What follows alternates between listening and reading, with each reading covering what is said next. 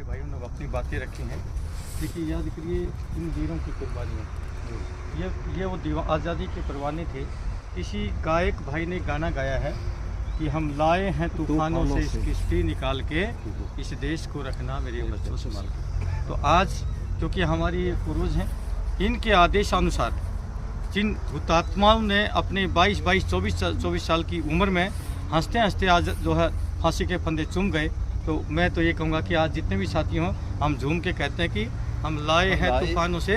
थोड़ा सा हाँ बिल्कुल गा करके कहेंगे, हम लाए हैं तूफानों से किश्ती निकाल के, इस देश को रखना मेरे बच्चों संभाल के।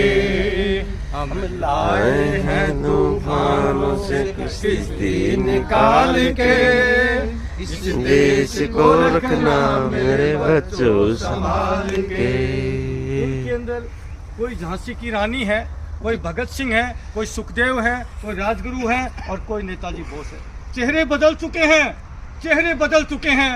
ये वही क्रांतिवीर हैं जिन्होंने अपने देश के लिए हंसते हंसते आज़ादी के फंदे चूम गए। मैं यकीन दिलाता हूँ प्यारे देशवासियों, और आपसे निवेदन करता हूँ, यदि आपको इन अपने फौजी बेटों पर, अपने फौजी भाइयों पर 100% विश्वास हो, पूर्ण विश्वास हो, तो आप भारतीय जवान किसान पार्टी को वो समर्थन दीजिए कि पूरा देश जो है राजा बन के जिए। और मैं यकीन दिलाता हूँ, जब जब देश के ऊपर कोई आपदा आई है, जब जब देश के ऊपर कोई संकट आया है, इन आपके सैनिक वीरों ने अपने प्राणों की बाजी लगा करके, चाहे भूकंप हो, चाहे बाढ़ हो, चाहे दंगा हो, चाहे आग लग जाए, कोई आतंकवादी आ जाए, चाहे कोई कुएं में गिर जाए या कोई पहाड़ में फंस जाए, जब ये सैनिक उस आपदा के अंदर वहाँ कूद पड़ते हैं तो पूरा देश आश्वस्त हो जाता है कि आप मेरे फौजी भाई आ चुके हैं फरिश्ते बन के। फरिश्ते तो आप ही कहते हैं बेटा, ये मीडिया ही कहती है कि मेरे फरिश्ते देश के, जो देश के लोगों की रक्षा करें।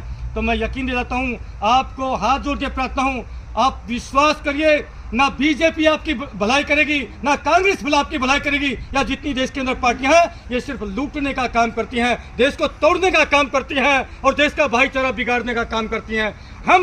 हम देश के लिए हिंदू, मुसलमान, सिख, ईसाई सभी धर्मों के लिए अपने जीवन लीला कुर्बान कर देते हैं और हम अपने प्राणों की न्यौछावर करते हैं। किस लिए करते हैं? कि मेरा देश मजबूत रहे। लेकिन अंदर से इन राक्षसों ने पूरे देश के अंदर एक नफरत की आग लगा रखी है। क्या इस देश को हम कमजोर करना देना चाहते हैं? इसलिए सैनिकों ने संकल्प लिया।